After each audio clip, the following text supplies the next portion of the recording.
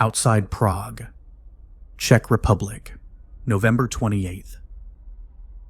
It was close to 11 o'clock before the healer escaped the old city limits. Behind him, Prague was a faint glow, patches of lights coming from fireplaces and not electricity, dark spots where civilization had retreated. Like a medieval town again. He passed a man with a bucket, trying to steal some water from a public drinking fountain. All that came out was dark sewage. The man took it anyway. Nearby, a manhole bubbled up, pushed by foam and dirt as the old underground infrastructure crumbled. A pair of bodies lay in a ditch, decomposing in the frigid air. They were being submerged by the sewage leak, would stay frozen until spring. It was a long time away. An armored car driven by two men in hazmat suits rumbled down the country road. On the side of the truck was a picture of a young woman smiling, a crystal glass in her hand, the vibrant logo of her company teasing the gray, decrepit world she passed by. The proud stadium, once a great and majestic thing, had been turned into a sorting area for the dead. A large billboard along the road had advertised a Eurocup match there from years before. The larger-than-life players faded and blue. There were no games there now, only massive furnaces turning the sky red with heat. Large trucks covered in snow and mud paced through, in endless shifts, dropping off their grim cargo. The color-coded body bags were deposited in heaps at the entrances, and workers moved with uneasy speed to get them cleared away, to the incinerators, as the cold set in. In the center of the stadium, 4 pillars of smoke reached into the sky and faded into the clouds. Ash covered the snow on the ground. Across the way in a soccer pitch, a large group had gathered, all dressed in black, watching the stadium's fires. Some were praying, others weeping, and the rest just staring in uncertain disbelief. The healer saw one cough openly, no masks in sight. He looked away in disgust. He found a small patch of unused land at the edge of town, near a brook, and set up his tent. He lay there in the darkness, the mask pressing against his skin and the cold seeping past his armor. He listened to the sound of his breathing. The radio crackled to life. "Home to Green 4, came the familiar voice. He sat up, flipped up the antenna, stared up into the sky. "Green 4 here. Go ahead." "You are outside Prague city limits," Holmes said. "Please advise on timetable." He pushed open the door to his tent, looked at the pitch-black sky. "I have a credible lead. Will investigate tomorrow." Static. "Understood, Green 4. However," the voice trailed off, tentative, "your schedule may not allow for delay." The healer looked at the ground, let the tent close again. "Approaching a target in the dark risks unnecessary violent confrontations," he said, devoid of emotion. "It is best to make contact in the morning, in my experience." "Such tactics are not standard practices," came the answer. It was meant to be the final word. "Standard practices," the healer said coldly, "do not reflect the reality of the mission." There was a long silence. The wind blew the tent and it angled slightly, fluttering. "Green 4, your experience is noted. You are the last of the first wave. There had been talk of relieving you as well, to give you the hero's welcome you deserve. But you, above all others, were able to bring satisfactory results for us." The healer put his head in his hands, said nothing. "However, your rate of progress has slowed in recent months. We are re-evaluating our earlier decision." Static again. The healer didn't move. The wind gusted again, twigs hitting the tent and flying away. How long do I have? The healer asked. Static. You must leave Prague within 48 hours, one way or another. The healer said nothing for some time. Good luck, Green 4. We will monitor your progress carefully. He turned down the antenna once more and sat there in the dark, unmoving. In his dream, he felt the warmth of a summer's day in the fields of Tacheng. The grass was brushing against his palms as he ran toward the piercing blue sky, chasing his brother, and he felt lightness in his chest in a way he had forgotten long ago. And then the warmth grew stronger and redder until it was a sudden fire, lashing at his face, and he was aware he was wearing his mask, and he heard the sound of his voice, though he wasn't speaking, in his native tongue, calling for rear guards to hold the line. Hold the line. And he saw the eyes of a girl in the eastern provinces. Not angry, not sad, just bewildered as the smoke choked her, and her black hair burned so brightly. He never heard her scream, not this time, but he was so overcome with his own voice calling out orders that he woke with a start, gasping, his suit whining in his ears, warning him to pace himself, to calm himself, to stay on target. Zemus Pharmaceuticals, Headquarters. Carrie sat on a wire mesh chair beneath the giant logo for Zemus Pharmaceuticals, a blue glow shining from behind its spotless, silvery lettering. He paged through the magazine one more time, not pausing at the articles or photos, just going through the motions, his eyes on the clock above the receptionist's desk. He put the magazine aside, straightened out his trousers, and got up. Once he was at standing height, the receptionist gave him an evil stare, a carrot stick hanging out of her mouth, pinched between manicured fingers. Carrie leaned on the edge of her desk, smiled as best he could. I don't suppose you have any further information about Mr. Daniels, do you? He asked. The receptionist chewed her carrot at him. Mr. Daniels is not in the office at the moment, she replied. If you'd like to leave a message, I can be sure he calls you as soon as he gets in. Carrie sighed, played with a set of business cards on the counter, which were promptly taken away from him. Actually, I did that yesterday. All day yesterday, in fact, and he never did call back. He's a very busy man, Mr. Daniels is. I appreciate that, but I'm here on government business. She rolled her eyes, cracked off another piece of carrot, chewed noisily. Everyone calling Mr. Daniels is on government business. She sighed. But if you want to leave another message, I can be sure he... Okay, listen. I don't believe you anymore. He's in his office right now, isn't he? I just can't believe that a vice president at a major pharmaceutical company isn't in the office at 10:30 on a Tuesday. It's just beyond belief. She said nothing, but made it clear it was because he bored her. I demand to be taken to see Mr. Daniels immediately, Carrie said, his voice rising. This got her attention. She scowled at him, waved a menacing carrot. Mr. Daniels got in a half hour ago, she said. And you're just telling me this now? He's gone straight into a board meeting, all-day type of thing. You could come back tomorrow or leave a message, which I assure you he will reply to as soon as he can. Carrie pressed his forehead against the counter, whimpered, then started to laugh quietly. He propped his head up on one hand and let out a loud moan, much to the receptionist's displeasure.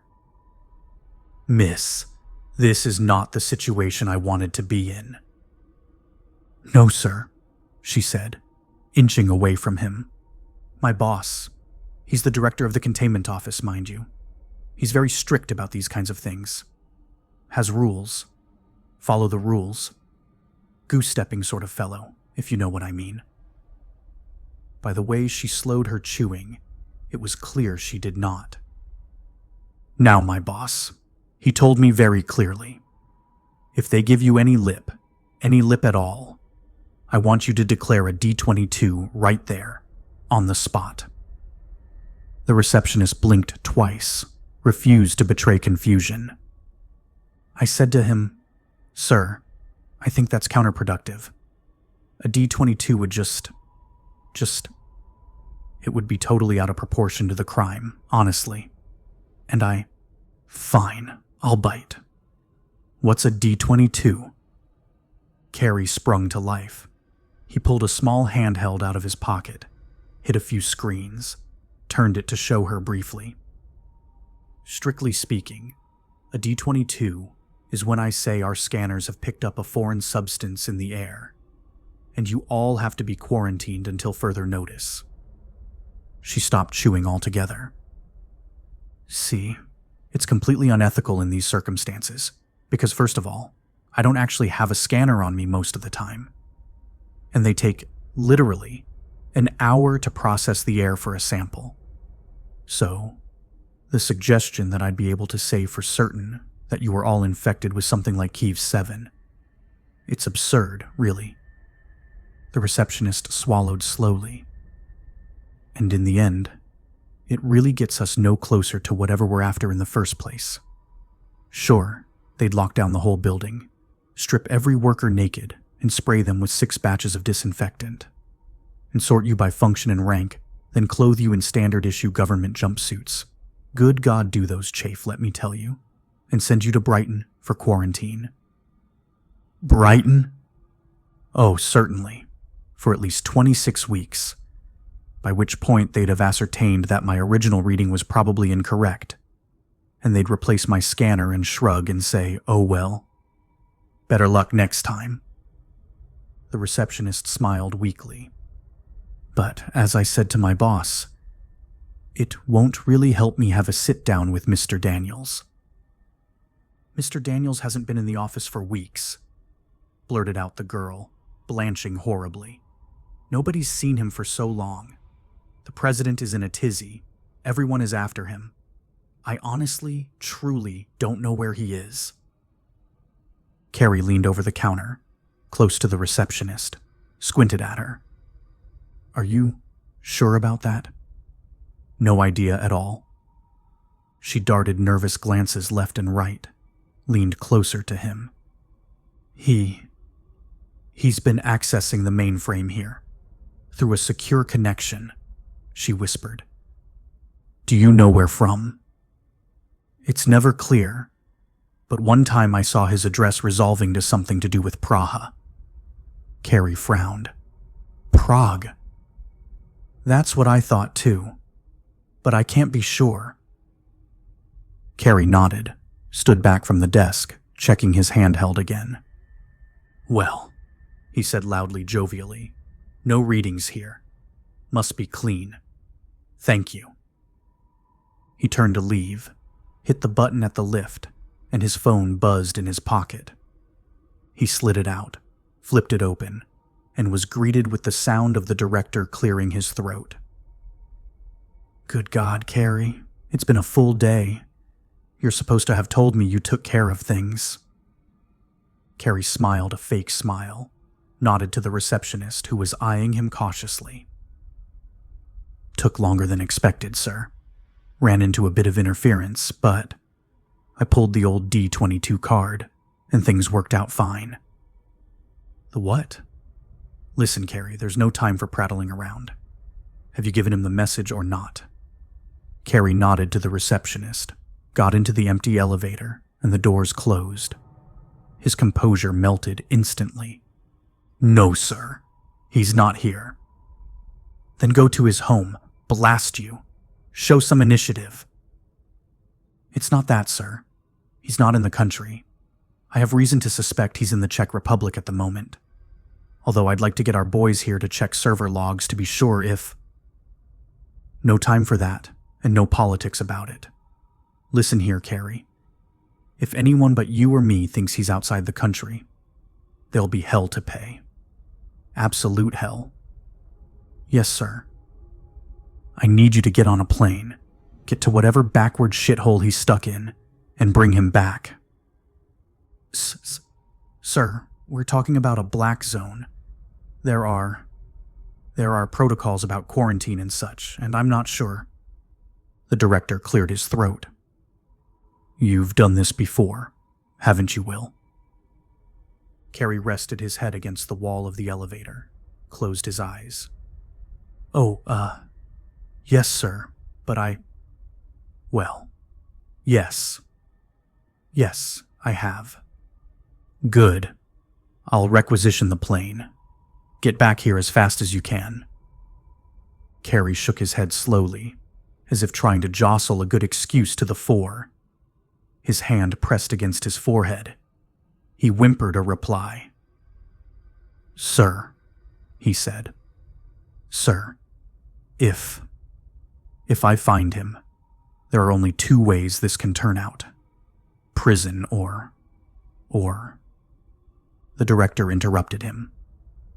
Or exile, he said, his voice almost angry, but eerily calm.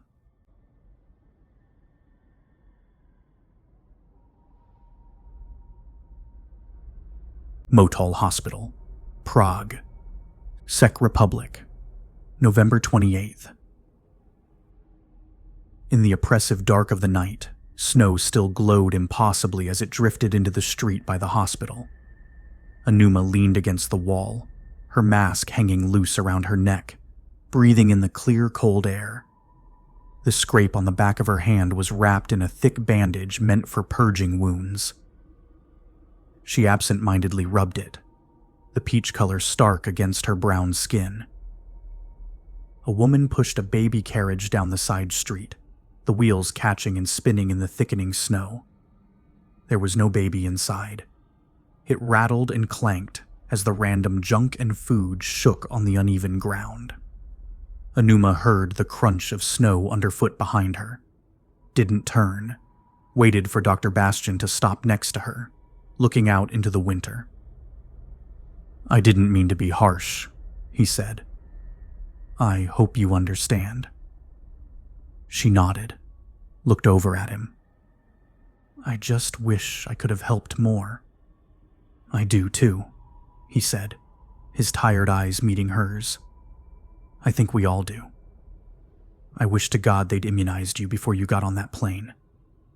It's unfair, leaving you with that handicap. You've been so brave coming here. Anuma shrugged, watched the woman with the carriage. It is what they would have done for us, she said. Bastian snorted, and she felt him watching her. Not most of them, he said angrily.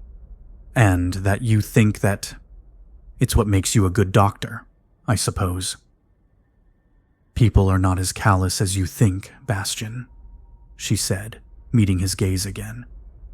Not callous, no, he said. Myopic. Dangerously myopic. I cannot forget what they did for my people, she said. And you shouldn't. Those doctors, the scientists and their companies, they saved the world. Once upon a time. But you can't forget what they didn't do. Anuma nodded slightly. It is not their fault. There are only so many resources they can... Bastian coughed loudly, waved her to silence.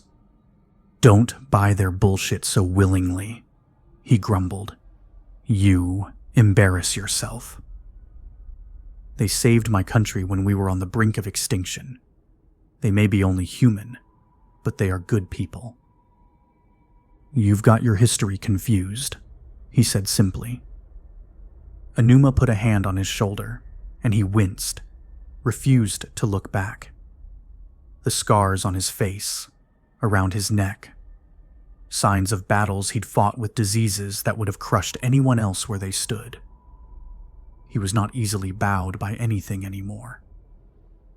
What happened in Russia? That is not your fault, she ventured. The odds were against you, against all of you, and you did the best you could. But it is different here. This is not the same situation. You cannot go on carrying the chains they forced on you back then." He looked round at her suddenly, his eyes narrow. "The chains aren't gone," he growled. "They'll tug them when they're threatened." Enuma tried to object, but he cut her off. "The only difference between then and now," he said bitterly, "is that they've become better at wrapping the truth in dangerous hopes. Hope is not dangerous. Hope is how we survive. Hope is how you think you'd survive. But you won't." He seemed lost in a flash of a painful memory, squinted at her. "Hope helps nothing, and in a painful majority of cases, neither can you. Sometimes it almost seems better to do it like the healers did it. Clean it all out, start fresh. The battle here just never ends." The wind blew, knocked Enuma's mask about her neck, and she pushed some hair from her face. They stood there in the cold as the snow fell. "How is Ajobi?" Bastion asked, his tone back to his normal, battle-weary self. "He is brave. His white count is very low, but he has not worsened." "That's good," was the reply, empty. "What is wrong?" she asked. He avoided her eyes. "Word came in from Paris," he said. "They say there isn't sufficient demand yet to produce another run of vaccines." Enuma's face went blank. She could feel it. "Did they say?" He shook his head grimly. 12 months. She nodded solemnly. "At the earliest," he added, then shook his head. "And I'm not sure I can keep the health director at bay to the end of the week, let alone a year. He's demanding all blood samples be delivered tomorrow, so they can start issuing deportation orders on December the 1st. Enuma said nothing. "I'll cover for you as best I can, Fanta, but I can't hide you forever. Too many people know where you and Ajobi came from, and they'll make the connection. If only they had kept a little of the vaccine, just 2 doses, and we would be fine." "Fanta," Bastion said gravely. "Nearly 2 million Africans died from AIDS last year alone. 2 doses don't begin to cover it. It's an untreated epidemic of dead diseases, and it makes me sick every time I talk to Geneva." Enuma bowed her head, stared at the snow in silence. "It's not what they do," he said flatly. "It's what they ignore, and they'll punish you for their faults. Believe me. It's the proud chains they'll use to hang us all."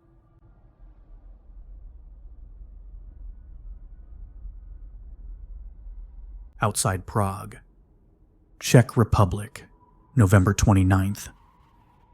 In his backpack were the instruments needed for a sustainable incursion into a foreign land, all carefully wrapped and positioned in layers of tough, bulletproof cloth. Never easily accessible, most of it rarely touched. It weighed as much as a second person on his back, and despite the metal rails built to alleviate the strain on his spine, the healer had built a formidable set of muscles along his shoulders and torso because of it. Before the sun rose that morning, he was perched in the darkness of the tent, carefully sorting and shifting the things he needed to set out. The outer layer of the pack was the easiest to reach, but it contained mostly armor plating and bandages, never anything breakable or important. He removed the topmost covering on his gloves and used the latex layer to grab a pair of lifting tabs on the pack. Slowly and patiently, shifted the entire platform over onto a clean space on the tent floor. In the next layer was a red plastic device meant for blood analysis. He removed it from its holding brace and connected it to a small battery wire that peeked through the middle of his pack. He left it on the ground, its battery indicator slowly animating upwards. Another device, this one gray and half metal, connected to a socket along his left biceps, and his suit contracted slightly along his arm, like a mechanical tourniquet. A faint beep close to his ear announced the end of the test, and his suit relieved the pressure gradually, the feeling coming back to his clenched hand. He replaced the device in the pack, exactly as before, and dismissed the results readout on a small screen below. He did not pause to read. The radio lay silent on the ground beside him. That was all he needed to know. The blood analysis device finished charging, and a faint blue light pulsed to life on its head. The healer slipped his hand back into its outer glove, unlatched a piece of armor on his left forearm. He folded it back and peeled open a portal in the suit, rimmed with bright yellow, clean white rubber beneath. Sliding his glove off again, he carefully placed his index finger and thumb on 2 depressions along the yellow rim, twisted counterclockwise twice, and then pushed down. It clicked open, and he pinched his fingers together to remove it, placing it next to the blood analysis device in his pack. A disinfectant spray doused it immediately on contact. The gray device connected seamlessly with the new socket he'd uncovered, and he rotated it clockwise, a quarter turn until he heard it latch. He pushed the blue button at the head, and a quiet beep played in his ears. He felt a tug and hiss as the device sucked the air out of the connection, creating a miniature vacuum. A small LCD readout showed the airlock was confirmed, and a second beep preceded a 30-second spray of strong disinfectant. His skin stayed carefully isolated from this routine, covered by 2 further layers of protection. After a moment of calibration, the device connected itself to his static IV and pumped 5 milliliters of blood into a small vial, closed the connection, and began processing. He unlatched it, replaced all the covers in a careful repetition of his earlier routine, and glanced at the device's small screen. No warnings. He checked his second pack, the smaller one that carried his food and tools, saw the edge of a wafer package, beckoning him. He looked away immediately, back at the task at hand. The sun was rising. It was an hour before he made it back to the main road north into Prague, his pace methodical, yet faster than usual. The neighborhood he was tracking was made up of low-rise buildings, blankets hung from open windows. In the early morning light, he heard the sounds of children waking their parents, almost quiet, clanging dishes, yawns traveling far in the thin cold air. An old man in a housecoat stood on his front step, smoking a cigarette, his eyes locked on the healer, his hands frozen. The healer checked the street sign again. Michalska. This was the right place, but not yet at the right house. He turned his head away from the old man, looked down the street. A thin coating of snow lay on the ground, and more was falling. He kept moving, checking back a few steps later. The old man's eyes narrowed, frozen, his head turned, but his body unmoved. You are not welcome here. Number 21 was a 2-story apartment complex with a small chimney off to the right, puffing out smoke in a lazy drizzle. The front door had a large oval window in it. Though the glass was badly cracked, the shiny metal handle dented and warped inward. There were no lights inside the foyer. A shift in light to his left caught his eye, and he twitched his head slightly to see. 3 men, just out of bed it seemed, watching him from a distance. The street was suddenly silent. Children were quiet. He turned his head straight again, as if to show he would ignore them all. He listened carefully for the sound of feet in snow. There was silence for a minute. No sounds, no movement, no hint of intention. The healer carefully walked up the steps to the front door, wrapped his fingers round the handle, and opened it. Still. Silence. He stepped inside, his foot graveled in a rough, grinding into the dirty wood floor, a piercing noise. The door slowly eased to a close behind him, but he did not turn his head to look out. They were watching him with gaping mouths. The door at the end of the hall was shut tight, but in the dark he could clearly see the hint of shadows right under the door. The peephole flickered light, nervous movements. He stopped to the left of the door, his back to the wall, and listened. Outside, faces at the base of the steps, watching him through the shattered glass. No sounds. He reached a hand out, saw the faces outside tense, and knocked on the door 3 times. The faces at the door creeped ever closer, desperate to see what would happen. After a short period of silence, he reached over, knocked again 3 times. He heard a quiet shuffle from inside, fading as it went, a floorboard creaking. Escape. He quickly unsheathed his machete, wedged its blade against the doorknob, and slammed down the handle until the brass orb hit the ground with a bang. There was a yelp from inside as the blade pounded into the locking mechanism. The door swung open. He pushed it, but a chain at the top stopped him. He glanced back at the front door, the faces right against the glass now, their expressions tense, angry, vengeful. He kicked the door open and quickly stormed in. He was straight into the living room, a single rug covering the abused oak floor. To the right, a grimy kitchen, the refrigerator door slightly ajar, feeble light lighting the cupboards. No one there. He turned and saw, in the corner, a woman and a child huddled in the corner behind a chair. The woman didn't make eye contact, but the boy watched the healer with wide-open eyes. Not afraid, just in awe. The healer carefully walked over, knelt down in front of the woman, but did not speak. The boy's mouth was crusted over with scabs, his skin yellowing, and he was thinner than he ought to be, even malnourished. The healer reached out a careful hand, pushed the boy's long hair off his forehead, saw the pox there. The woman could tell, pulled the boy closer, tighter, started whimpering. Behind him, a creak, the floor giving the rescue party away, and the healer got to his feet quickly, put his hand out to them as a warning. There were 5 of them, all large men, all groggy but intensely awake. He stared them down, one by one, and then shook his head. They started to spread out, trying to encircle him. Their stances were brave, but inexperienced, spurred on by a sense of nobility, protecting their own.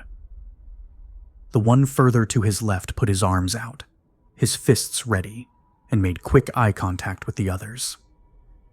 The healer lowered his hand, kept his palms out, passive. The men all shifted themselves, nervous. The healer, hands out and visible, slowly bowed to them. But as he held the bow, he heard the swish from the left and caught a man's leg before it hit his face. With a quick twist, the man was flipped off his feet. He landed on his back, and the healer threw his leg away, stood straight, and blocked a wild punch from another attacker. He grabbed the wrist, hit the elbow to disable him, and then slammed his knee into the man's right side, knocking him down and away. He turned to the last 3 assailants, each backing up, looking oddly exposed with the numbers in their favor. The healer again reached out a hand, shook his head. No. But the boy was crying now, and it added fire to their cause. The 2 downed men were groaning and rolling back to their feet. He darted a look to them, and shook his head again. The man in the middle was whispering something to himself, and the other 2 reacted, became calm. The healer didn't understand the language, but grasped the meaning by the pauses made at the last second. 1, 2, 3. They charged him at once, a primal scream filling the room, but he was too fast. He slammed the middleman's head into the attacker on the right, and then pounded the leftmost face with a sharp-plated elbow, sending them all sprawling, but none to the floor. He kicked the middleman in the small of the back with so much force the poor wretch lost his footing and landed on his back, his head crashing into the wood. The one with the bloodied face was stumbling forward, not able to fight in his state of shock, but valiantly wanting more. The healer hit him in the stomach as hard as he could, winded him so badly he collapsed onto the ground, probably glad he had an excuse to stop. The last man was dazed and unhurt, but the healer passed up an easy kick to the head. Instead, he grabbed him by the throat, lifted him off the ground, and pinned him against the wall, the muscles in his arm twitching madly under the strain. The healer shook his head again, and the man's eyes said he finally understood. He sputtered something in gasps, and at the last, the healer recognized a fragment of German. He barely understood, but there was enough to follow. He let the man go, let him drop to the ground, slumping into a pile. The healer knelt down before him, hand on his machete, warning. "This boy, sick," he said, only able to piece together slivers of German to make his case. "I must look for blood of Lewis." The man stared up, his eyes narrow, scared, his lip trembling. "Boy?" he asked, speaking quietly but slowly. "Lewis is not here." The healer looked at the boy, huddled in his mother's arms, tears in his eyes, and pointed. "Lewis is not?" he asked. The mother made eye contact, shivering, face wet, and urgently looked at the man at the healer's feet, shook her head, didn't speak, but shook her head. "Lewis is not here," the healer understood from the tired man. "Not here. Large."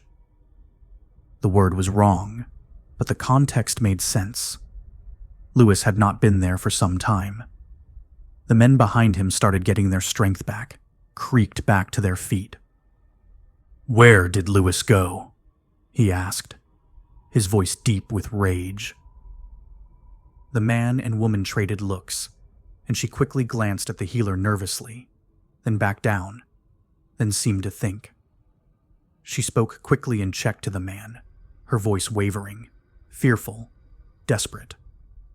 The man looked solemn, took a shaky breath himself. "We not know," he answered cautiously. "Not here large." The healer nodded, checked out the window at the distant skyline beyond the snow. A massive city with no leads. The woman was talking again, and it sounded like an argument. The healer looked down at her, and she quieted immediately, her eyes continuing the conflict silently. The healer glanced at the man, who was looking away, trying to avoid saying something. He looked back up. Lewis. Something new, difficult to understand. With, I know where. The healer repeated the word he had missed, but the man seemed at a loss. The healer repeated it again, his voice sounding angrier than he intended, and the man's face fixed in fear. Lewis with wife, but not. Wife, he repeated. Not. The healer nodded. "Where is his wife?" he asked. The man looked sheepish now, glanced to his comrades anxiously. "Home of firework," the man said. "Fire? Big fire. With people." He heard the breathing of the other men, but they were not moving.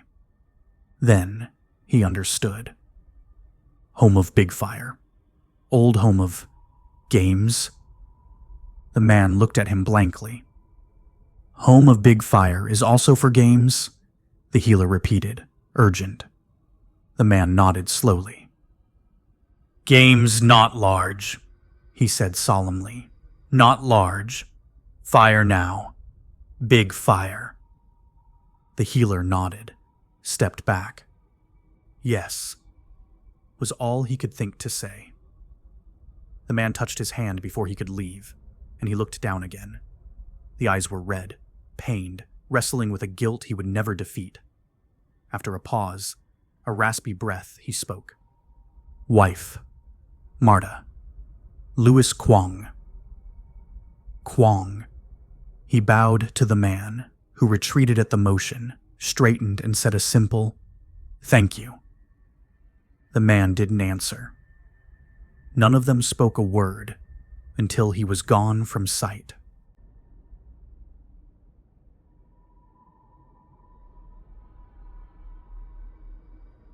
Via Reynuso, 108, Modena, Italy, January 5th. Rodri rolled off Ava and collapsed on the bed, arms over his head and breathing heavily. She curled around him, rested her head on his chest, kissed it. "Don't go back to work," she murmured, holding him tight. "Take the afternoon off." He brushed her bare back with a dancing fingertip, smiled at her. "What about you? Nothing to sell today?" She rolled her eyes at him. "I've got to paint more to sell more, and I'm definitely not inspired these days." "What do you need for inspiration? Tell me, and I'll get it for you." She stretched out and kissed him, his beard scratching her chin, and rested her face against his neck. "You don't need to buy me things. I'm fine the way I am. And we should be saving, not spending. Who knows when your luck will run out with the web jobs?" Rodri shrugged, stared at the ceiling. "I'm pretty confident I've got it all taken care of." "Yeah, you say that a lot, but I seem to remember being overjoyed about eating an apple a few months ago. I know how fast things can change." He bent his face down, looked her straight in the eyes, spoke softly. "Things are going to be good now, Ava. I promise you that. Things are under control and getting better. I'm finally happy, and I'm going to make you happy too." She grinned at him, then swung a leg across him, crouching among the sheets, and kissed his chin. "Make me happy. Take the day off." He tried to protest, but she moved her body down gently and took away his argument. It was only minutes later that the peace was interrupted by the phone ringing loudly, shattering the moment. Rodri turned an anxious face to the bedside table, and Ava caught his cheek with desperate hands. "Ignore it," she pleaded.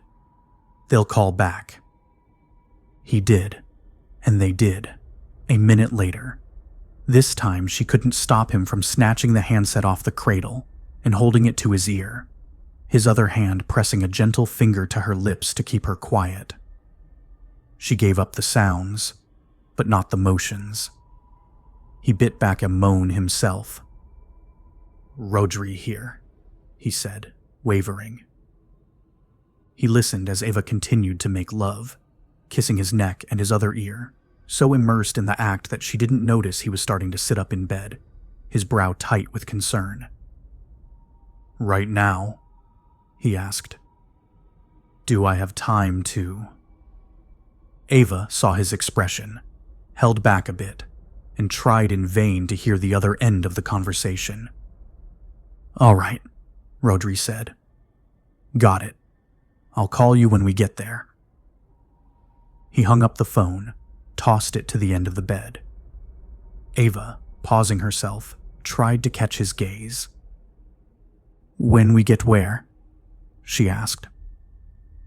He was distracted, looking around the room. Graz. Austria. Austria. What's in Austria? "A great new opportunity, apparently," he said, sliding out from under her and throwing on his clothes. She sat there, nonplussed, and made no move to prepare. "That was Dmitri again?" she asked, coldness in her voice. "Yeah. He just heard there's a big demand for web designers in Graz right now. Money to be made. He's already got us train tickets, but we've got to be at the station by 6. And you trust him? You think this is a good idea?" Rodri smiled at her, but it was a weak smile. He shrugged. "Dimitri's always come through for me. If it weren't for him, we'd be out on the street right now. So if he wants us to go to Austria, I think we ought to give it a try. What if we don't like it there? What if there's an outbreak, or the only place to stay is worse than this? The trains run both ways, Ava. Now come on, we've got to get ready. I need to pack up the office and tell the landlord I'm leaving." Ava slipped into a pair of pajama pants and a top, reached Rodri as he was tying his shoes. She crouched down next to him, brushed the side of his face with her fingers, and he looked at her. She rested her forehead against his. "Are you sure we need this? I like it here. I thought we could just stay. You know, like forever." "Ava, I'm sorry. I like it here too. But this is important to me.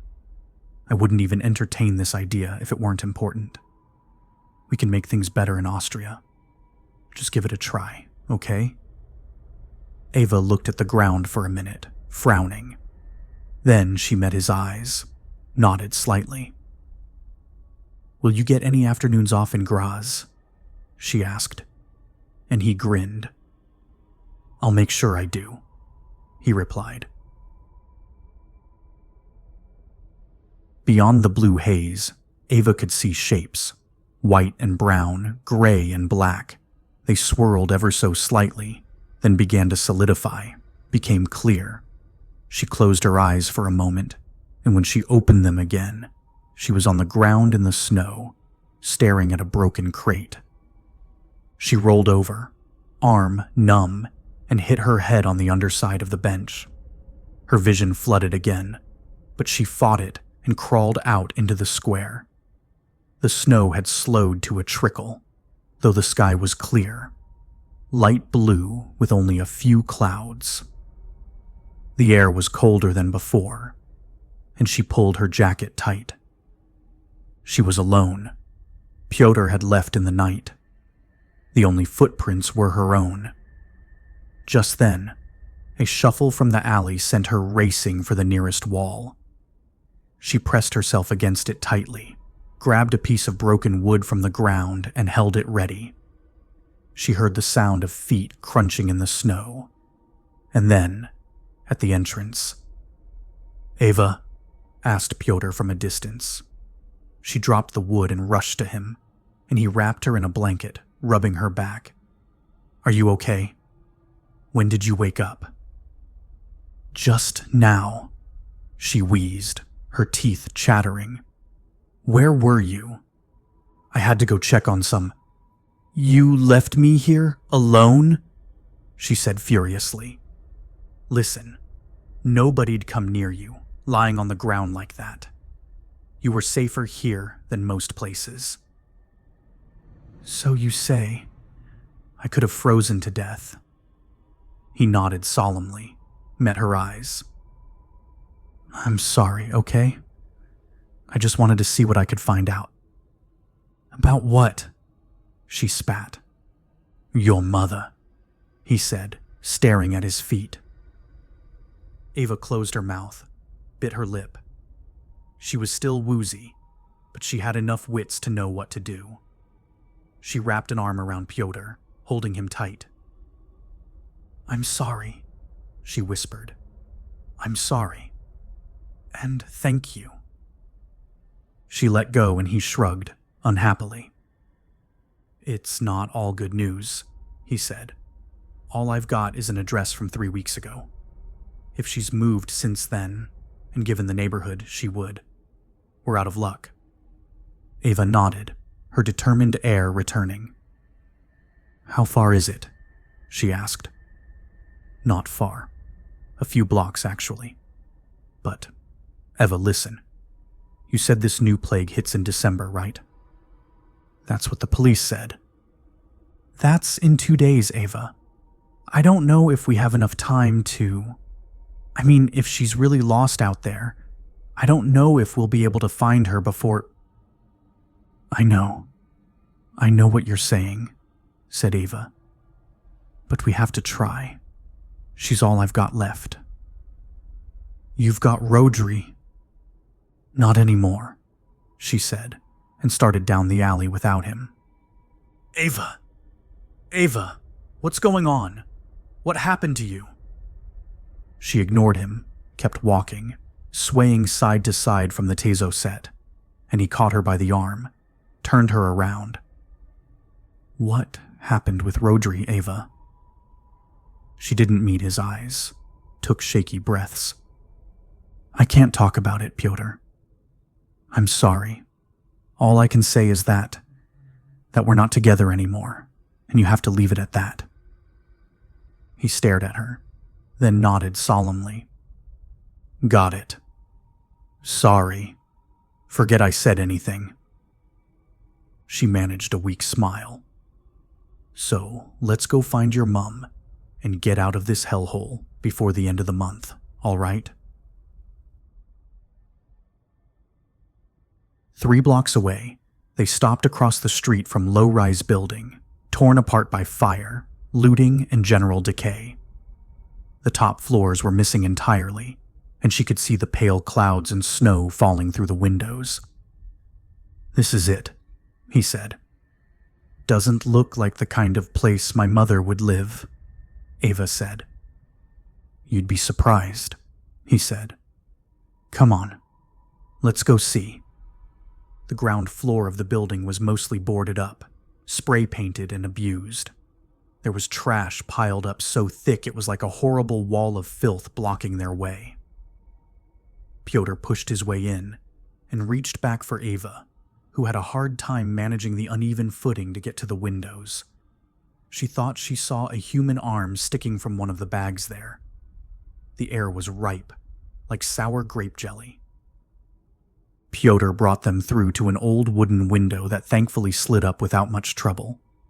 He climbed inside, then and lifted her over the ledge, putting her feet down carefully on an old wood floor. It smelled of urine and cinnamon, which was an odd and sickening combination. Ava fumbled trying to cover her mouth and nose with her hand. Pyotr just screwed up his face, persevered. The room was mostly empty. A broken chair lying sideways in the corner. A door at the far end that was waving slightly in a breeze Ava couldn't feel. A sliver of light easing in and out along the floor like a faint heartbeat. An odd tension, the starkness of it, and it made Ava's haze lift even more. She swallowed slowly. Pyotr opened the door halfway and they sneaked through, found another empty room on the other side. It didn't smell nearly as bad here, but again there was no sign of Ava's mother. A cool breeze drifted through. Then they heard it. A scuffling, a thud and scuffling, and the creak of a floorboard above. It stopped suddenly, and the room got so quiet Ava tried not to breathe, as if there were something to hear her. She cocked her head to Pyotr, motioned to the door. He nodded to her, continued on.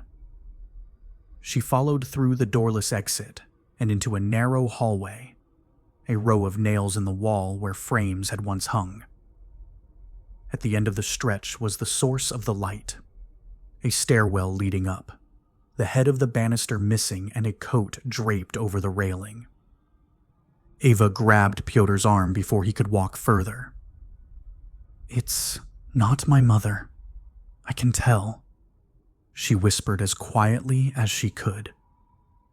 He nodded to her, reassuring, and she felt her fear starting to ease away just by the motion. We'll see, he whispered back. You can never be sure.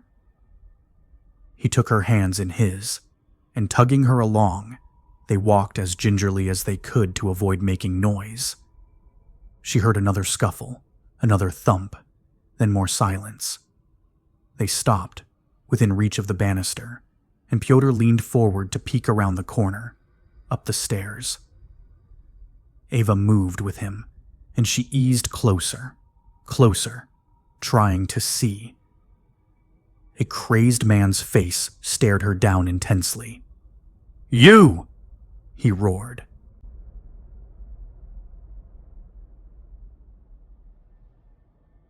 Staropramenna 2, Prague, Czech Republic, November 29th. "I said quiet!" shouted the man in a deranged voice. He reached between the bars and grabbed Pyotr's jacket, pulling him into the chipped wood banister with a jerk. "They found me!" hissed the man, let Pyotr loose a bit, and then slammed him back into the columns, and then again, and again. Ava tried to get a hold on the man's fists, but he was moving too much. Pyotr started twisting, trying to get free. "You can't have me!" shouted the man. "The lions can't have me anymore." And he suddenly bared his teeth and lunged at Ava's neck. She flinched, but the railings were too close together. The man hit his forehead and grabbed his face in pain, cursing loud, uneven words to himself. Pyotr stumbled backwards against the wall and put his arms up, ready to defend himself. "Pyotr, let's go," Ava implored, backing towards the door. Pyotr watched the man, his face cocky and sure. "If your mum's here, we can't leave her," Pyotr said, not taking his eyes off the man. "I think we should fight for it." The man peered from between his fingers, blood dripping down his forehead where he seemed to be clawing himself raw. He stared at Pyotr for a moment, as if something connected, as if he remembered. "Fight," he said, his voice quiet. "Fight." "Pyotr," Ava whispered, edging away. "This is a bad idea." Pyotr waved her off, started sliding around the stairs, his fists out, ready for anything. When he got around the side of the steps, the bleeding man turned savagely, shuddering. They stared at each other, neither moving, like a showdown between hopeless fools. "Get out now," Pyotr growled to the man, his face so solid and imposing. Ava was just about to say something when the man leapt off the stairs and slammed Pyotr into the wall, both of them landing on the ground with a crunch. Ava stumbled back and fell too, the world still not steady enough through the painkillers. Pyotr held onto the man's wrists with steady grips, but the beast was too determined. 3 long gashes of red along Pyotr's cheek made Ava cringe. She yelped for him, but he didn't react. He swung the beast away, then slammed his head into the wall. The man screamed out in pain, rolled on his back, scratched at his own face again. Pyotr quickly got to his knees, tried to stand, but the man grabbed his leg and pulled, knocked him down onto the steps, starting clawing up him ferociously. Pyotr was reduced to smacking the advance away with his fists, grunting as he was scraped along the belly. Ava pulled herself up the wall, stumbling forward down the hall toward them. She had the determination, but her body wasn't playing along. Her elbow landed weakly on his spine, and he quickly changed his gaze to her instead. She skidded back, narrowly avoided a red hand swinging out at her. The movement gave Pyotr his chance. He planted a hand on the man's neck and crushed his head into the banister so viciously it creaked. Then, not taking any chances, he grabbed the tattered shirt with both hands and threw him sideways into the far wall, and the man crumpled to the ground in a murmuring mess. Ava pulled herself off the ground and came to Pyotr's side, gripped his arms tightly and pulled him to his feet. She put her hands in his shoulders and caught her own breath a moment, "That was stupid," she said, her mind clearing faster after the adrenaline rush. He nodded weakly, closed his eyes, and winced at the cuts to his cheek. "It'll be worth it," he said quietly. "If she's here." The motion was so fast, Ava didn't have time to react. The bloody man slammed a gnarled elbow into Pyotr's neck, and he collapsed down instantly onto the floor, and Ava found herself face to face with a dripping red nightmare. "Ava," Peter murmured from below. "Run for it. Run." The man snickered at her being cornered. She glanced left, saw the door they'd come through. The man was daring her to do it, to run, to give him some sport. She returned her gaze to him, defeated, sighed, and punched him so hard in the face his nose broke. As he stumbled back in pain, Ava made a run for it. She skidded down the hallway and around the corner, back into the far room, where she lost her footing briefly and bounced into a wall. She grabbed hold on the door frame and pulled herself into the outer room, and slammed the door, pushing against it for a second, before it shuddered violently as the madman threw himself at it. Her bandaged arms seared with pain, but she couldn't let up. Ava knew her position was tenuous at best, and the pained screaming from the other side of the door made her push harder, keeping her safe, but also trapped in this horrible little room. At least Pyotr was safe while she was being chased. Then, a pause, a break in all the noise. No pressure on the door, no sound at all. Ava pushed her ear against the wood, trying to hear something on the other side. It was quiet. Her own breathing was slow and shaky, and she tried to filter it out as she searched for some sign from the other side. She heard nothing but silence. Then she heard a scuffle, a thump and scuffle, and more nothingness. She exhaled, trembling now, and swallowed down some of the fear she'd been holding on to. "Pyotr?" she called through the door. Bang! The door shook, and the screaming returned, and Ava's feet slid on the damp wood floor, and she scrambled to regain her footing before the man charged the door again, pounding it violently. She leaned into it with all her weight, turning to the side and shoving her shoulder against the side of the door, gripping the doorknob so tightly her fingers were numb. The man rammed the door again, and again, and then suddenly the hinges blew off, and the door flew in, pinning Ava against the wall and letting the madman surge through. She was so shocked by the door breaking that it took her a moment to get back up, to push the wrecked wood off herself. The man had collided with the far wall and was stumbling to his feet too, but he was closer to the window, her only escape, impossibly far away. The man slowly straightened up, blood pouring out of the scrapes in his forehead and his nose, and stared at Ava with irrational hatred. "Lions!" he snarled, and lunged, shoving Ava back into the wall, fingers trying to claw and scrape at whatever they could.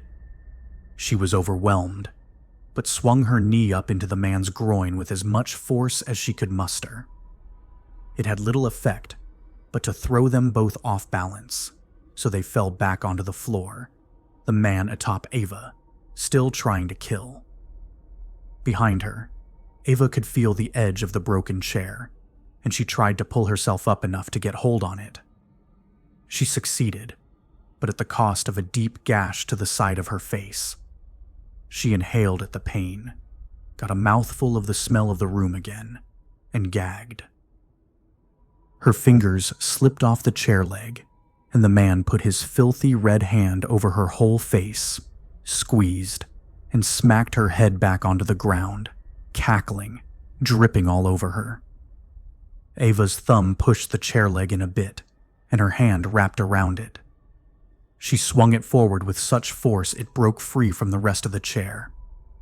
The wood hit the man in the side of the head, and he screamed out in pain. He rolled away from Ava, clutching his ear, snarling loudly and scuttling away into the corner. Ava gasped for air, but her body didn't like what it was getting. She felt lightheaded, groggy, but intensely alive. She managed to get to her feet, started towards the door, back to see if Pyotr was alive. Just as she reached the door, she heard a noise from behind and swung around with the chair leg, hitting the charging man in the side of the head. The wood and his skull cracked, and he flew sideways and onto the floor, skidding to a stop in a pile, blood pulsing out from so many places she didn't know what she'd done. He took a shallow breath, bubbling, and Ava dropped to the man's side, tried to feel for a pulse. She was crying, her head aching, her cheeks stinging, and blood everywhere. "Ava!" came a voice from behind, and she jerked, looked round at Pyotr, hand on the back of his head, groggy. His eyes were narrow and pained. He wouldn't stop. Ava stammered, her arms wrapping round herself, tears still flowing. "It's okay, Ava," Pyotr said, coming closer, offering her his arms. "You had to." From behind, the man exhaled a long breath, and then the bubbling stopped. Ava didn't look back, pushed her face into Pyotr's chest and cried. "Come on," Pyotr said, lifting her up. Let's see if she's here." Ava nodded, got to her feet, and paced up the stairs to the second floor, slow and careful, watching her feet as she went. When they got to the landing, she hesitated, kept from looking up. Pyotr nudged her forward, then took off and checked the various rooms off the main area.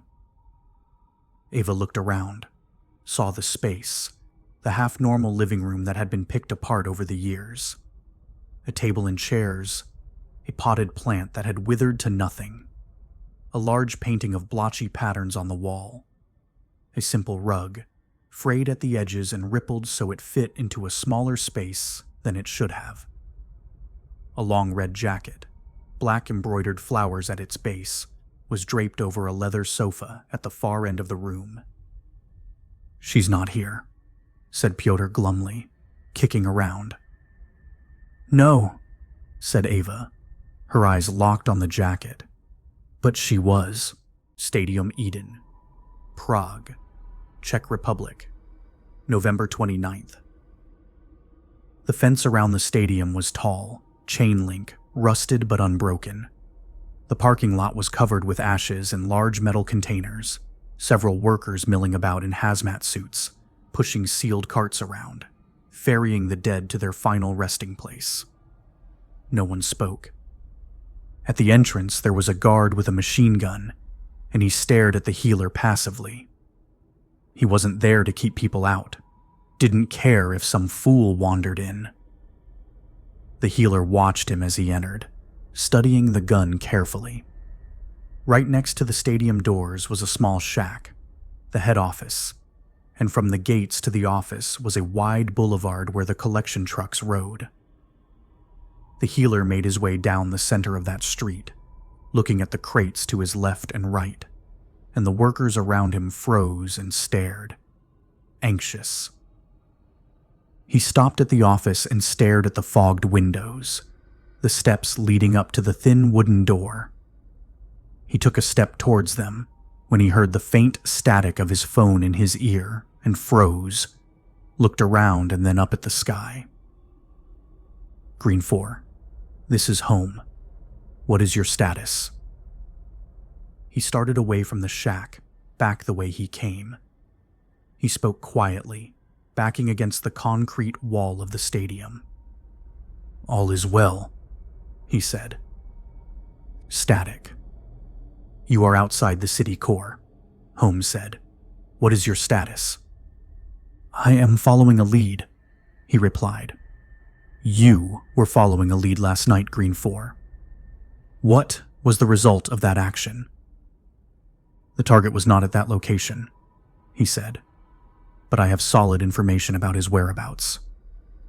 Your schedule does not allow for errors, Green 4. If you are encountering difficulties, I will meet my target before we can have another agent at your location. No, said the healer loudly, and the workers nearby checked him warily. LS-411 will be resolved today. I will have results soon. Static. Silence.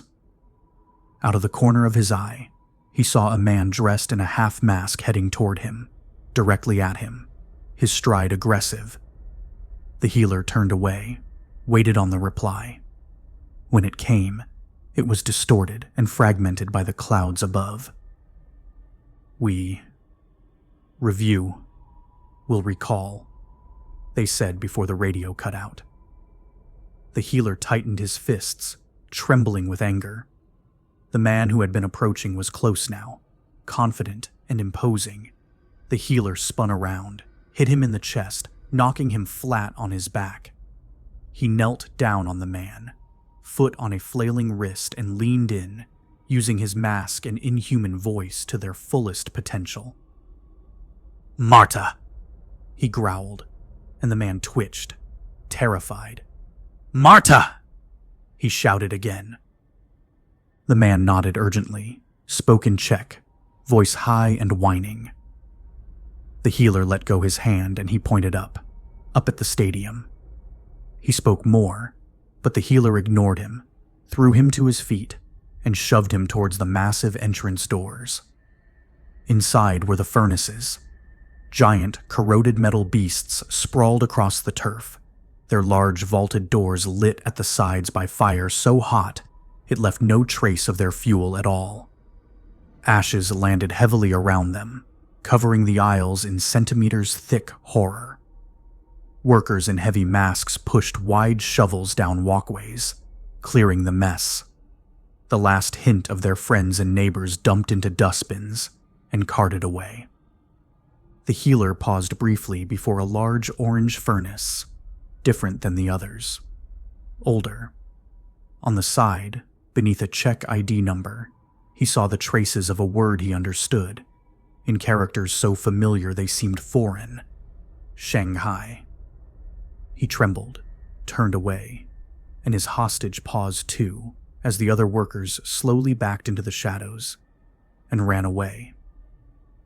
The healer took heavy breaths as his suit whined urgently in his ears, then forced himself to be calm, standing up tall, his grip on the man's arm retightening to the point of agony.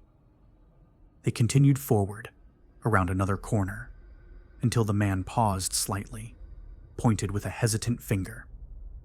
There, in the distance, was a woman with a flimsy cloth mask and a scarf tied round her hair, pushing a shovel down the aisle. The woman noticed them, looked up slowly, then her eyes widened. Fear, terror, and she ran, back and to the right, disappearing behind a set of furnaces. The healer let go his captive and took off after her, his pack slamming against him with every stride, but his pace quick and precise. He ran down the near side of the furnaces until he came to a corner, peered around carefully and caught sight of Marta dashing away. He tore off, his feet skidding a bit in the ashes, awkwardly dodging the red-hot furnaces. At the end of the aisle was a crossroads, a few pale shafts of light making it into the clearing past the smoke and machinery, and he paused to check around him. No signs of anyone, no hints of where Marta had gone. The ashes on the ground blew around in a whirlwind, and soon even his own footprints had disappeared. He turned in circles, watching, listening beyond the roar of the fires. Nothing moved but the embers, dancing up and out of the stadium. With a start, he ran back towards the doors as fast as he could, cloak flapping behind him as he mastered his environment, picking up speed with every step. As he looked to his right, he saw Marta across the way, running the same direction. She caught sight of him and screamed, started running faster. The healer fell around a corner, slid in the ashes and landed on his knees.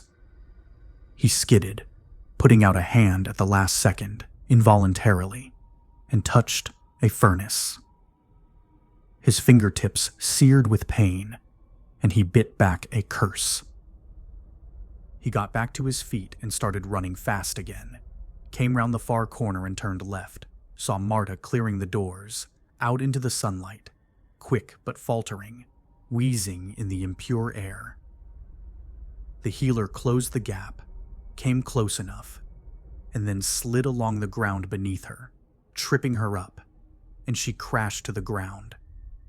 His suit whined at his exertion levels and he struggled to calm his breathing, but he kept moving, crawling up and over her, pushed his hand into her neck, holding her hostage. Her eyes, dizzy and dazed, opened wide again, and she struggled, tried to get free. She screamed out for help, but he ignored her, pulled the mask off her mouth. The falling ashes landed on her tongue, and she gagged, spat them out. "Louis Kwong," he said. She just stared, shook her head, terrified by the mask, he could tell. He gripped her neck, squeezed, and she whimpered. "Louis Kwong," he roared. She started to cry, nodded to him over and over again. He eased up on her, placed his burnt hand against her forehead and leaned in close. She met his goggled eyes, hysterical and terrified. "Louis," he said. "Kwong." And she nodded again. He got to his feet, grabbed her by the front of her jacket and pulled her up too, tossed her back onto her feet. He pointed back, out the gates, into the city. She nodded weakly. "Louis Kwong," he said simply. Panska," she stuttered, holding up 10, then 2 fingers. "Panska dvanakt." He repeated the words back to her, his pronunciation imperfect, but she nodded a terrified yes to him, eyes wide with fear. He was so intent on the address that he very nearly missed the man to his right, swinging a fist at his head. He stepped back quickly, caught the arm and twisted it back and around, and the man fell to his knees quickly. The healer hit him on the back of the head with his arm, and he fell unconscious. Marta yelped, backed away. 3 other men were closing in, ready to tackle him. He unsheathed his machete and lunged forward, grabbed Marta by the hair and flung himself around behind her, the blade to her neck. He pulled her head back and slid the weapon a bit to the side, cut her slightly, and her friends stopped. He shook his head to them, slowly, carefully, and watched them. The 2 of them backed away towards the gate, encircled closely by the collection of workers, angling and shifting, waiting for the right moment to strike. The healer saw the chain link next to him, the fields beyond, knew he was nearly there. But then, the guard, the gun. He ducked quickly as the machine gun blasted Marta in the neck and head, sending her flailing forward. Without pause, the healer spun round and embedded his machete in the guard's neck so fast his dead body bounced off the gate before falling. The healer caught the gun and reared about, aiming at Marta's friends, who were in shock at the sight of her lying on the ground, their own faces splattered with red. He backed up carefully, gun never wavering, and passed the gate, out onto the road, shaking his head slowly to those that would try and follow. None moved. "Green 4 to home," he said as his pace quickened along the main road. "I need directions." "Green 4, what?" "Panska dvanakt," he interrupted savagely. "Make sense of it and tell me how to find it. This ends now."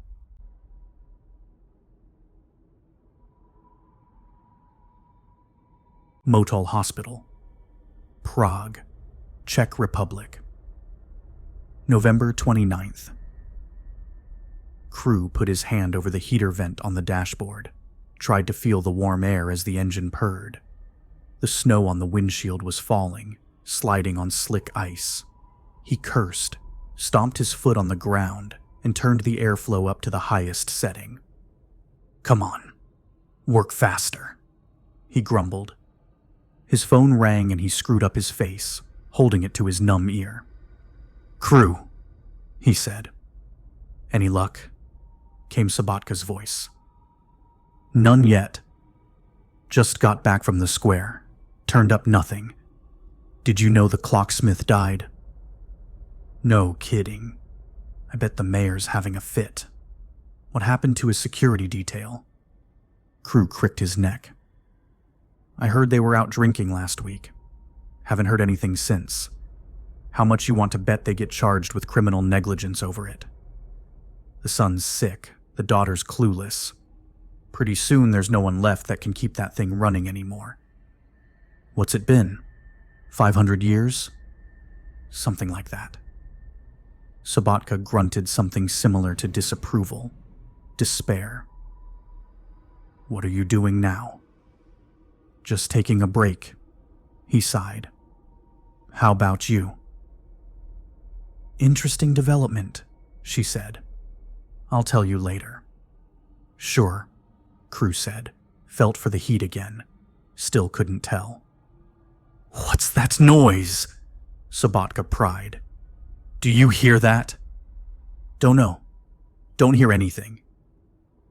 "Crew, you moron. Did you break into another car?" Crew rolled his eyes, turned the heat dial down, then all the way back up. "I ran the plates. The owner's been dead a year. It's still against the law. If a cleaning crew finds you, you're going to get in trouble." "Listen," Crew said, looking out the window at the empty street. "Those lazy cleaning bastards haven't been down this way for a long time. And I need this break." "Right," said Sabatka, and the word was wonderfully loaded. Crew stretched his legs, shifted in his seat, and felt a spark against his knee. 2 dangling wires underneath the steering wheel dropped loose, and the car went dead. "Shit, hold on," he said, threw the phone on the passenger seat and bent down, tapped the wires back together and twisted them a bit to keep them joined. He grabbed the phone, perched it between his shoulder and his ear, and felt for the heat again. "Made me knock the car off." "Can you feel my regret?" Sabatka deadpanned. "Oh, yeah," Crew grumbled. "So you ready to come help me fix the Kolokov problem now?" she asked. "Or are you still wasting time?" Crew's eyelids drooped halfway, and his jaw clenched. "I'm still wasting time," he replied. Then he saw something, out of the clearing windshield, through a space in the snow. A figure in the distance. A head, dark brown, bobbing behind a snow-covered van. Crew froze, watched carefully. The head ducked down out of sight for a second, and then came back up, checking away from him, and then turning back again. Crew clenched his teeth. A full mask wrapped around the head, no skin in sight. "I'll call you back," he said, closed the phone and quietly opened the door. He drew his gun as he crossed the street with light-footed caution, came round the van in a rush. "You, don't move!" Crew shouted savagely, gun darting forcefully towards the stranger. The man reacted immediately, dropped the metal case he had been carrying, and placed his hands up above his head. Crew moved in behind him, ready to fire into the back of his skull, and kicked the case away. The man twitched at the sound, glanced back at him, like he was sizing up his opposition. Crew kept a safe distance, motioned downward with his gun. "Get down on the ground. Hands behind your head." The man complied, got to his knees, put his hands to the back of his mask. He didn't seem to be armed, at least not obviously. "Down! Down!" Crew repeated as the man paused on his knees. "Don't shoot!" the man yelled, his Czech heavily accented. "Don't shoot!" Crew walked closer to the man and kicked his shoulder, and he fell over into the snow but kept his hands over his head, obviously taking Crew seriously. "I'm with the British government," the man called as Crew circled closer. "I'm not armed." "What's in the case?" Crew challenged, keeping his gun very visible. "Equipment," the man pleaded. "For blood tests. Just for testing." "Where did you get that mask?" Crew asked, edging closer. "It's standard issue 4. "Looks Chinese to me." "It is. We buy them from Beijing. But I'm British. I swear." Crew grunted, re-gripped his gun, nudged the man in the shoulder with his foot. "So why the healer get up if you're not Chinese?" "Healers are guaranteed safe passage. It's considered a safe cover." Crew laughed maniacally. "Safe? You've never been this far east, have you? Any able-bodied Czech with a sense of honor would kick a healer's ass in a heartbeat if he got the chance. Really, really poor choice of costumes on your part." "It's standard issue," he pleaded, "in all black zone areas." Crew's gun faltered a bit. He stepped back. "Black." The man turned his head slightly, not moving his hands at all, checked Crew nervously. "Ev, everything east of central Germany is considered a black zone now." "When is that supposed to have happened?" Two months ago," the man stuttered, "at a meeting in Geneva." "So why am I just hearing about it now, from you?" The faux healer put his head down onto the sidewalk. "They're still trying to think how best to inform the public. They're afraid of civil unrest." Crew snorted, turned away briefly and put his hands atop his head, sighing loudly. "Why? Just because they're leaving us here to rot, so they can come in later and start fresh? Why'd that lead to civil unrest? That sounds like a great plan." "I can understand you're upset, but—" "What are you doing here?" Crew said, retraining his gun. "Who are you?" The man turned his head slightly to look at Crew. "My name is William Carrie. I work for the containment office in London. I'm tracking a British national who was last seen living in Prague." "Who is he?" Crew said, his tone a civil sort of demand. "I'm sorry, it's classified," Carrie muttered. Crew half-lowered his gun, took a tentative step forward. Carrie didn't move, stayed still. Crew's voice was quiet, angry. "You're here illegally. Tell me why I shouldn't shoot you now. Give me one reason." "I'm here legally," pleaded Carrie. "Ask your director of public safety. I'm due for a meeting there in an hour, I swear." Crew shifted his weight. "Sestak? He knows you're here?" Yes. Call him. We're coordinating efforts." Neither man moved for a moment. "What will you do when you find this fugitive?" Carrie motioned to his case, looked back up. "Test him. Make sure he's clean, and then bring him home for trial. And if he's not clean?" Carrie paused. I have an order of exile for him. He'll be banished from Britain forever." Crew snorted a laugh. "So, he's our problem?" "We have a directive. It's out of my hands. A directive to protect our citizens from any dangers, even themselves." Crew nodded at this, put his gun away too, grunted angrily. "Funny. he said to no one in particular. So do we. He delivered a swift kick to the back of Carrie's head and could see he was out cold. Crew nudged the metal case with his foot. It had a complex lock on it, which he spun the numbers on casually, then picked it up, slammed it against a nearby wall, and threw it down the sidewalk as far as he could. He lifted his mask long enough to spit on Carrie's unconscious head. He turned, took his phone from his jacket, and rang Sabatka. "Sorry, thought I had something there," he said, pacing away from the scene. "Dead end?" Crew glanced back at Carrie, lying in the snow. "Might be later." He kept walking, stopped in front of the car, the beautiful abandoned car. He looked around the street, didn't see anyone.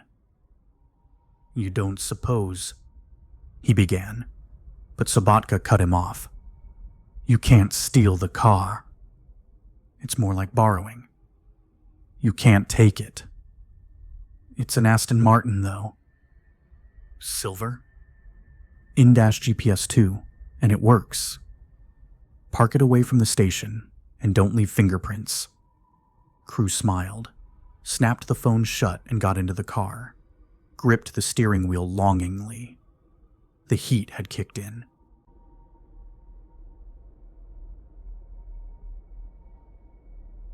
Staropramenna 2, Prague, Czech Republic, November 29th. Ava turned the coat over in her hands, the smell of her mother still strong. Pyotr stood beside her, frowning. "I got her this coat the winter before I went to school," Ava said quietly. "She said the red and the black flowers made it look like she was the angel of death." "Nice," Pyotr smiled. "She wore it anyway. I think she liked being the angel of death sometimes." She felt around it, in the pockets, found nothing but tissues and fluff. Then, on the inside breast pocket, she pulled out a folded fragment of a paper. It was filled with numbers, split by dashes, spilling off the edge. She grinned at it, then flipped it over and gasped. Pyotr caught the paper before it dropped out of her hand. It read, Rodri, and a phone number. "Is that?" Pyotr asked. "Our old number, yeah." "Did your mother know Rodri?" Ava shook her head, sat down on the sofa. "No, they never met. I don't know how she'd have this number. We never called each other, or..."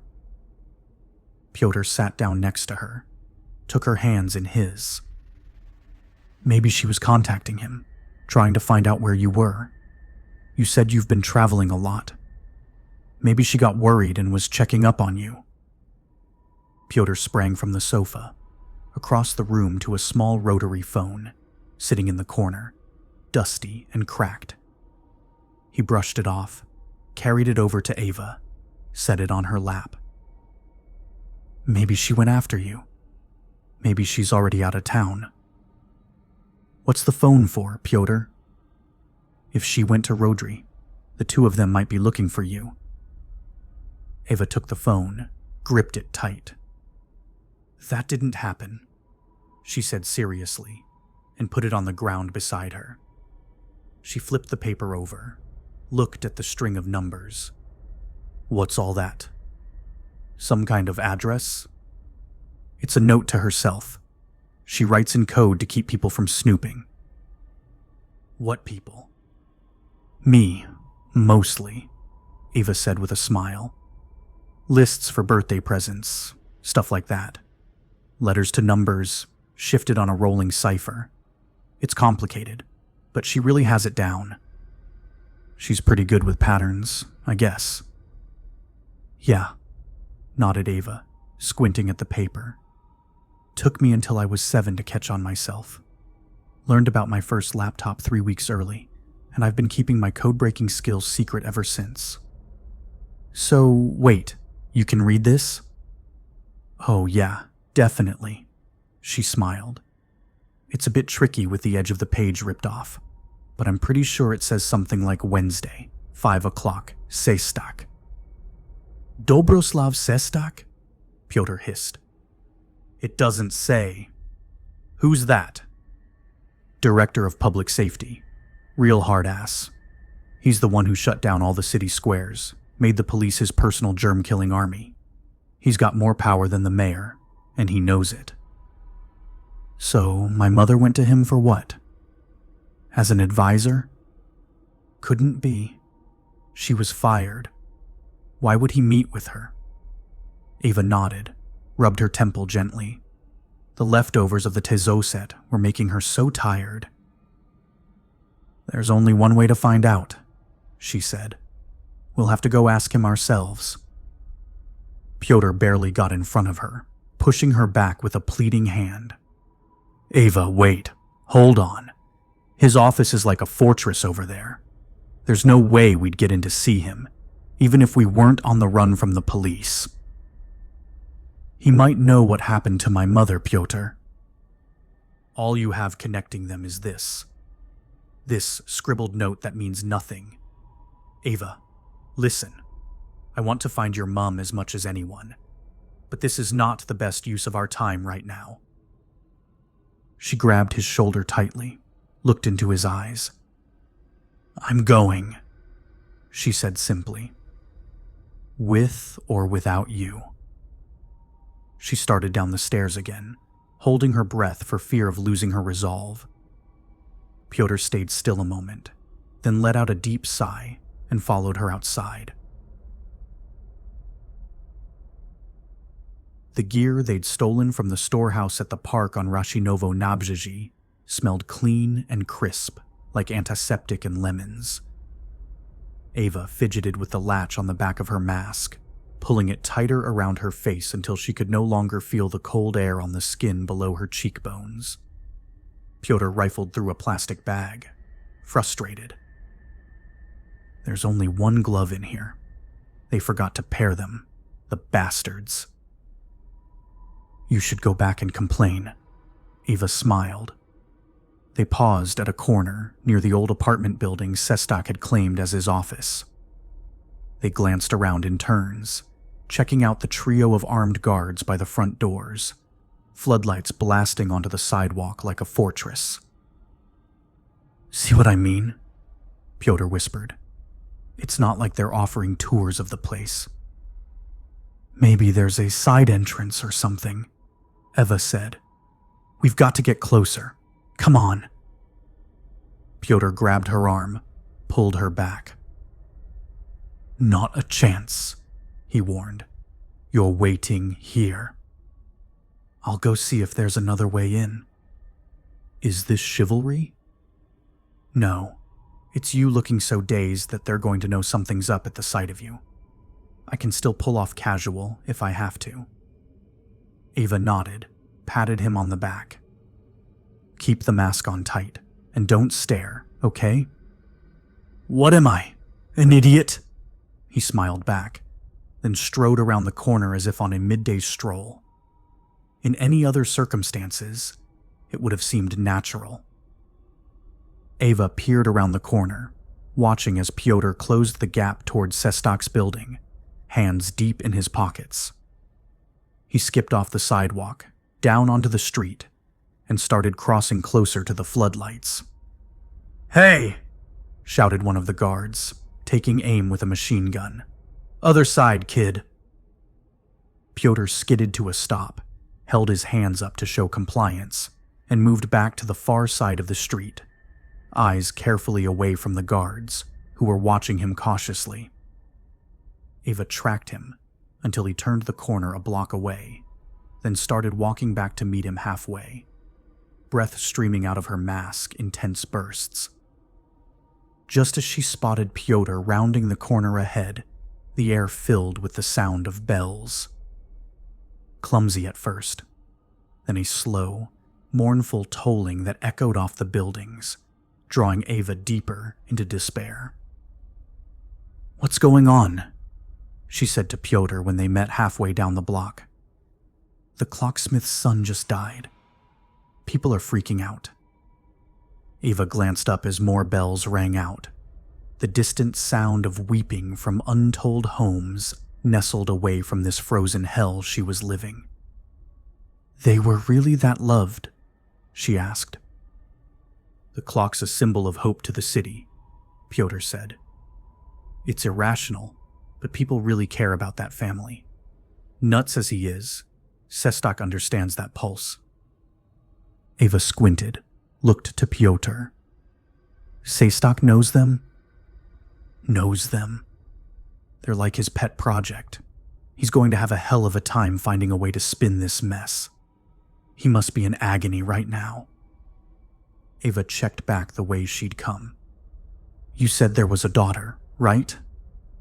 Pyotr glared at her. "Yes. Why?" "How old is she?" "I don't know." "How old was the son?" "I don't know that either. Listen. You know all the ins and outs of this entire city, but when it comes to the most beloved family of all, you're drawing blanks?" "Yeah. Right after I eat my stale wafer rations off the floor, I put on my tux for a night out with Prague's social elite. Nobody gets to see these people anymore. They don't leave home at all." Ava smiled to him, patted his cheek. "Not usually, no." The guards outside Sestak's building had their guns on her the second she started towards them. They were not taking any chances, especially with a lone woman weepy and stumbling, wearing no jacket in this weather. "Other side," the close one called, but she didn't turn or slow down. He stepped out onto the street, adjusted his mask, and took careful aim at her head. "Ma'am, stay on the other side of the street." Ava looked up at him with horrible, teary eyes, her mask pulled tight around her face, and choked down as loud a sob as she could manage. "They're all dead," she wept, treading a fine line between melodrama and authenticity. "Ma'am, you need to back up right now," the guard warned, taking a step back himself. Ava slowed, stood there in the street, shivering from the cold. My father was the clocksmith," she said, staring into the sky. "My brother just died. I need to see Dobroslav. I need to tell him. My brother. He left a message for him." The guard squinted at Ava a moment. "You're the clocksmith's daughter?" Ava met his eyes, pushed as many tears as she could to the surface. Yes," she nodded. The bells in the air were stifling, inescapable. The guard kept his gun on her but touched his earpiece, tilting his head away. "I've got the clocksmith's daughter here to see the director. Says she has a message from her brother." He heard something over the radio, glanced up at Ava. "She said that too." He nodded, easing his gun a bit. Ava tried to bide her time with as authentic a way as possible, staring into the clouds and praying for the soul of her lost family. It wasn't as hard to do. "Hold on," said the guard to the radio, then looked at Ava sternly. "Your Anna?" Ava realized she had no idea what the daughter's name really was. The guard looked suspicious, untrusting. If it were a trap, she'd have no way to talk him out of it. She wavered, let out a long, sad breath, met the guard's stare head on. "Yes," she said. He watched her seriously as the wind bit cold across them both. His left eye twitched. She let her breath go, inhaled sharply, let her gaze wander down to the snow, and started to cry again. The guard watched her, wincing, then lowered his gun. "Give me the message," he said. I need to see." "Nobody sees the director, ma'am. I'm sorry. Give me the message and I'll let him know as soon as he's free." Ava shook her head sadly, inhaled deeply. It's personal. I don't think Dobroslav would want anyone else to. Ma'am, I appreciate your concerns, but I'm afraid there's no way you can see him. No disrespect, but you've just come from your brother's deathbed. I can't take the risk that the director will catch whatever it is that killed your family. It was the perfect cue. Ava began crying loudly, fell to her knees, cupping her face in her hands. Please, she wept. Please. It was his last request. I can't ignore his last request. Please. The guard grit his teeth, looked back at the building and put his hand to his ear again. You're getting this? He asked quietly. Yes. All right. He reached a hand down to Ava, touching her shoulder lightly. The best I can do is the clean room, he said. You'll be separated by 2 sheets of plastic, but you'll be able to talk. I know it's not what you want, but it's private, and it's as personal as you're going to get. Ava looked up with teary eyes. Thank you, she gasped. Thank you. That will be perfect. Absolutely perfect.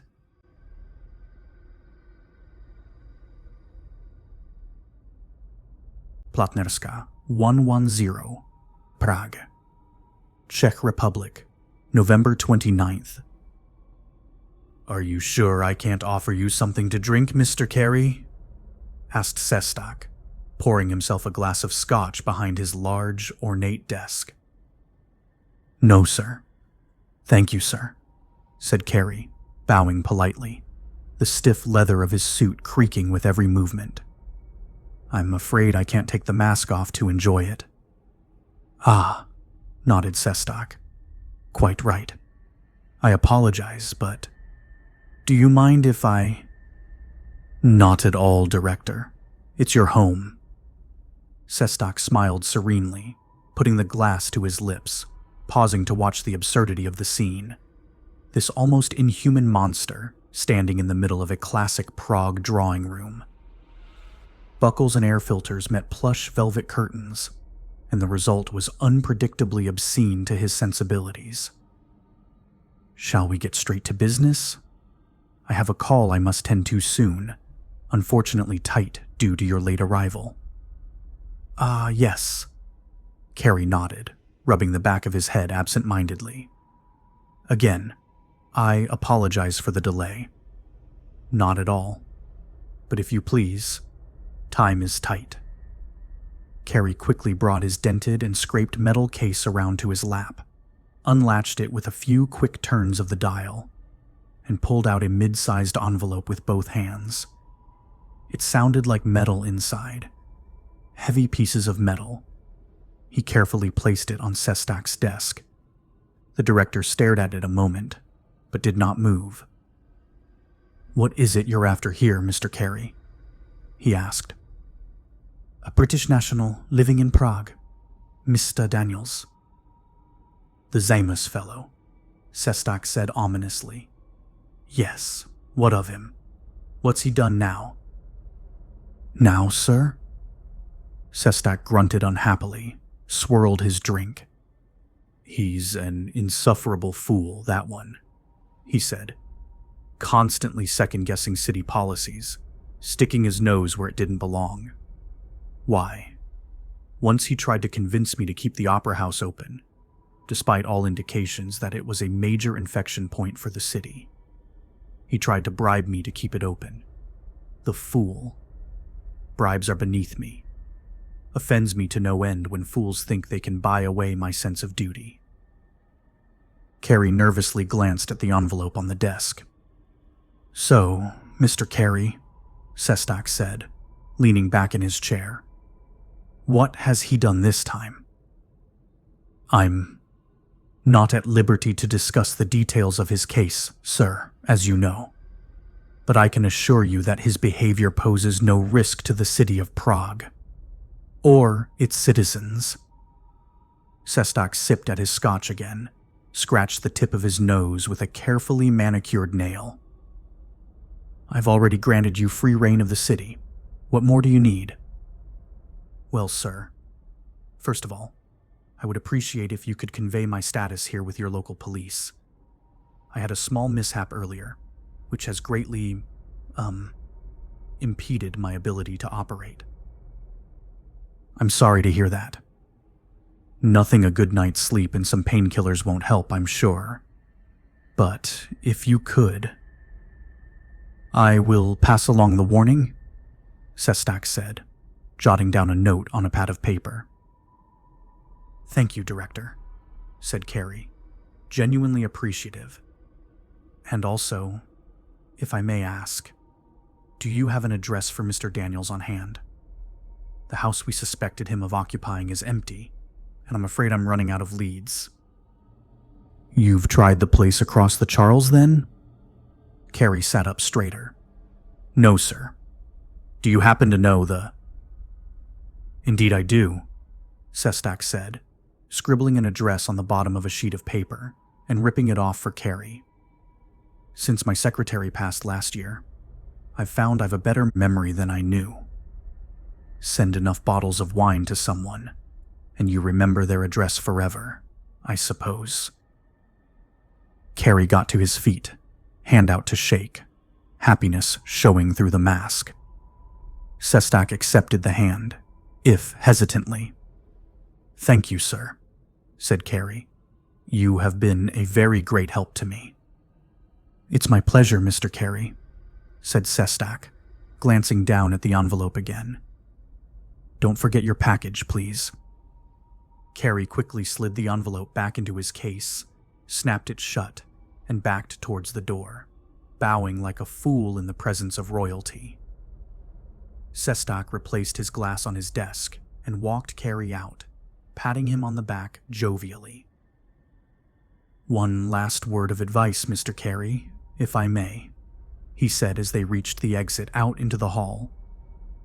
"Yes, sir," said Carrie obediently. "Absolutely. I would leave your trip across the Charles until tomorrow. It's late in the day now, and with the cold and the summer we endured here, and with your suit looking so much like..." He trailed off, then smiled.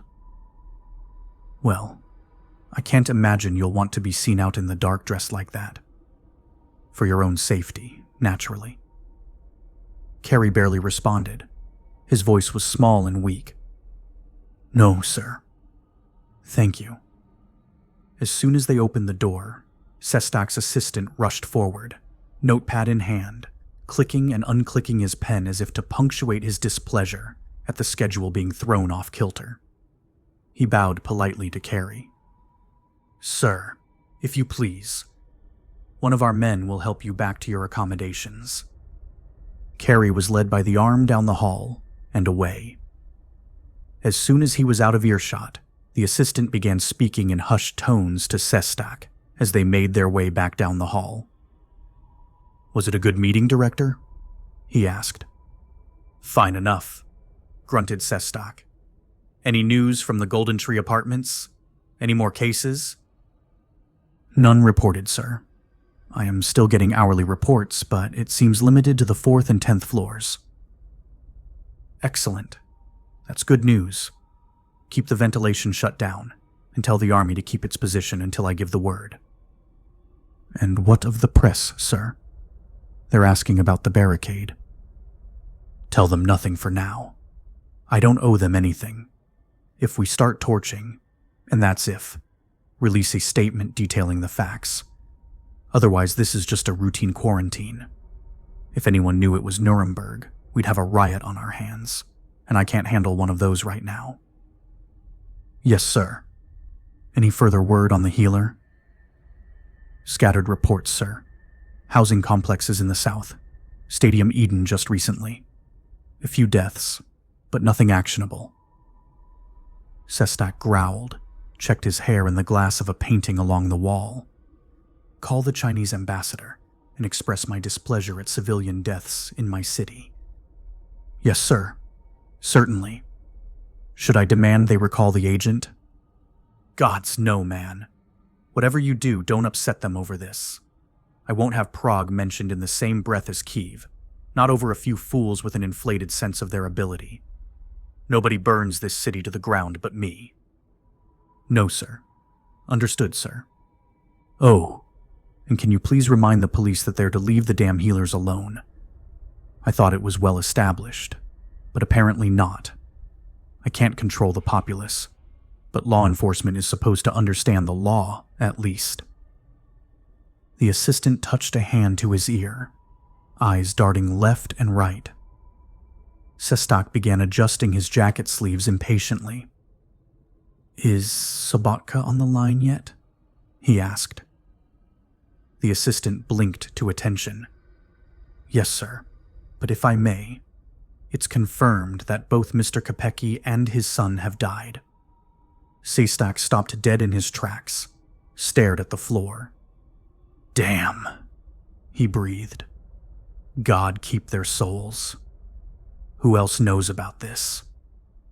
The city bells are tolling, sir. It can't be long before it's everywhere. Damn and damn again. Prepare a press conference. We have to get ahead of this.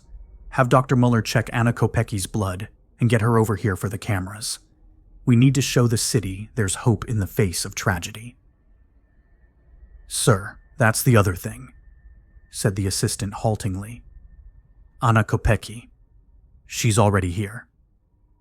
Sestak paused, turned urgently. Here? Why? She says she has a message from her brother. A personal message. For you, sir.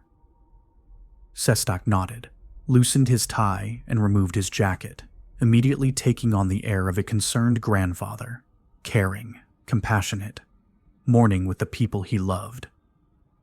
She's in the library. Yes, sir, the assistant said. Sestak rushed down the hall, dropping his jacket on a chair, and paused outside the library door. Call the mayor. Have him declare it a day of mourning. Help him with the details if need be. And tell Sobotka I need a progress report when I'm done here. If I'm not out in 10 minutes, remind me of the time. Yes, sir. Sestak clicked open the door, stepping into the dark library, windows sealed shut, and the only lights set to a dim glow, disappearing into the rich, stained wood at all sides. A sheet of clear plastic hung through the middle of the room, sealed to all sides with thick tape. On the other side of the room, beyond the plastic, was a young woman, standing facing away from him, breathing softly. My dear, I'm so sorry to hear about your brother.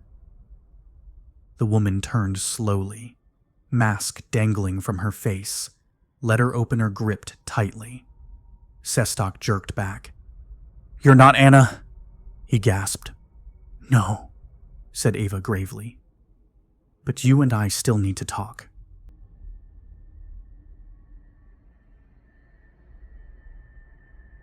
Platnerska 110, Prague, Czech Republic, November 29th. Sestak took a step back towards the door, eyes wide with fear. Ava pointed the tip of the letter opener against the plastic sheet between them, pushing slightly, but not breaking the seal. Don't even think about calling for help, Ava said. Sestak eyed the plastic carefully.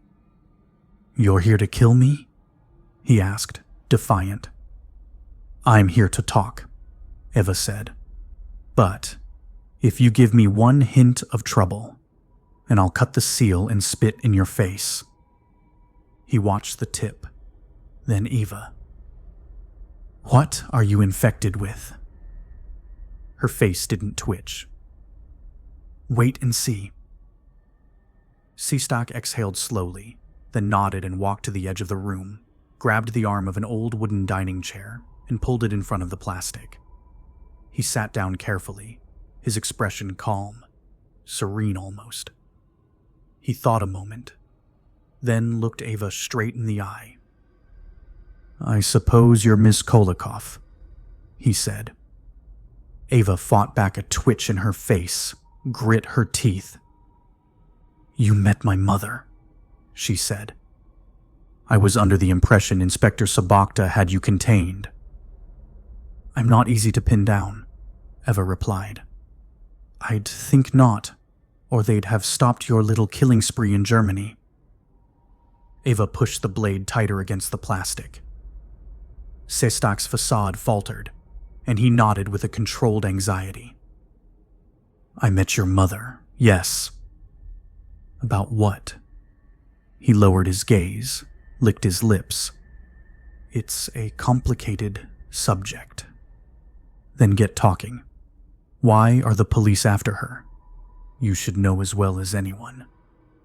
Ava pushed the letter opener through the first sheet of plastic, and Sestak's eyes jumped up. Now the second sheet was being pressured, and Ava's face was dark with determination. What did you meet about? The last time I saw her was 3 weeks ago. A routine status update about recent outbreaks and how to stop them. You worked together? His eyes narrowed. Certainly you know this already. Indulge me. Yes, we worked together, Sestak said, leaning back in the chair. Your mother was our WHO liaison, overseeing the classification and treatment of strains found. Stop stalling. What happened 3 weeks ago? Sestak thought a moment. We were discussing a smallpox outbreak in Pardubice, he said. A minor affair.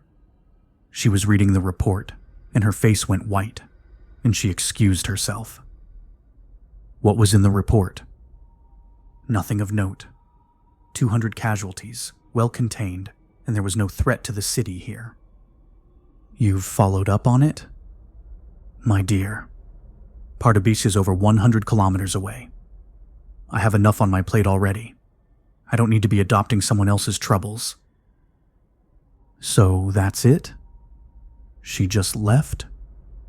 Then why did you send the police after her? The police found their evidence quite independent of me, I'm afraid. If I'd had an inkling of what she was involved in, I never would have given her access to our containment practices. My biggest fear is that she can use my own strategies against me now. She's not a terrorist. You would say that, wouldn't you? Eva nearly punctured the second sheet. Her grip on the handle was making her hand shake. You think she was behind the outbreak in Pardubice? By the way she reacted, no. She seemed genuinely concerned about it, which frankly makes it all the more stunning, knowing what she'd been up to all this. Save your whining for someone who cares. If she didn't make the virus, who did? Sestak folded his hands on his lap, paused a long while. When we deconstructed the strain, we saw it was signed by the authors. What, actually signed? In the code, yes. Incidental protein strands. Crude, but effective. They call themselves ex facto, I believe. Are they local? It's impossible to say. I think your mother suspected they were Russian. She rambled off something when she read the report. What did she say? I'm afraid I don't speak the language. All I caught was repa, but still. Where would she have gone? Sestak sat forward, brow wrinkled with bemusement. I would think you would know better than anyone, he said. Didn't you have a plan in case either of you was caught? I keep telling you people, we have nothing to do with this outbreak. I'm an artist and my mother is a hero. She saves people. She doesn't kill them. He smiled serenely. We all have our tipping point, he said. Ava set her jaw, tightened her grip on the opener, and pushed it through the second sheet of plastic. Sestak's body went rigid, pressed back into the chair, and he met her eyes again. She took a long, slow breath. Call off your dogs, she said. You're wasting time hunting us. You're going to lose the city, and it will be on your head, not mine. He said nothing. A knock at the door drew both of their gazes. Sestak turned back to Ava, anxious. Her face betrayed no fear. "Director?" called the assistant feebly. "Sir, it's getting to be that time." Sestak opened his mouth to speak, but Ava shook her head slowly, twisted the blade in the plastic so it made a perfect hole. Sweet air rushed from one side to the other, and the sheets rippled from the change in pressure. Sestak held his breath, his face twisting in an effort to stay calm. The assistant knocked again, more urgently this time. "Director? Is everything okay in there?" Ava nodded towards the door, a slight smile creeping across her face. Sestak's teeth rattled, but his lips stayed sealed, his lungs tightening with pressure. He doubled over, fighting to control himself, but it was too much. Panic gripped him, and he bolted from the chair, toppling it, stumbling back towards the door. The assistant fell back at the sight of his director collapsing into the hallway on his hands and knees, sweat pouring down his face. The old man gasped for air, wheezing with every breath. Sir, what happened?" asked the assistant, peering back into the room. It took him a moment to see the hole in the plastic and the absence of the clocksmith's daughter. "It was Kolakov," Sestak gasped. "Seal this hallway. Quarantine everyone inside. I want that air tested for everything we know." She was infected?" the assistant asked, blanching. "She said she was. I can't trust a word she said, but I'm not taking any chances." "No, sir. Should I have the men detain her before she—" "Leave her. Inform Sabatka, and let her follow the trail, and warn her not to give the leash so much slack next time." Ava met Pyotr back at the corner a few minutes later, eyes gleaming and a smile so wide and frantic that he couldn't help but look worried. "You made it," he said in disbelief. "Not only that, I know where to go next." "Wait, you actually saw Sestak? And he told you what you wanted to know?" "Not intentionally, no. But he mentioned she said the word Repa last time she was there. She was talking about Russian turnips? I don't get it. It's not turnips, it's Stepan Krejci, an old friend of my parents, back when I was a toddler. I couldn't pronounce his name, so I called him Repa, and it stuck. He must know something about what happened to my mother." Pyotr shook his head. "But even if that were true, how would we find him? We don't know where he lives, and there's no way to find out." Ava's smile got even bigger. "We'll look the same place my mother would have. His office in the biology department at Charles University. He was the head of their epidemiology department.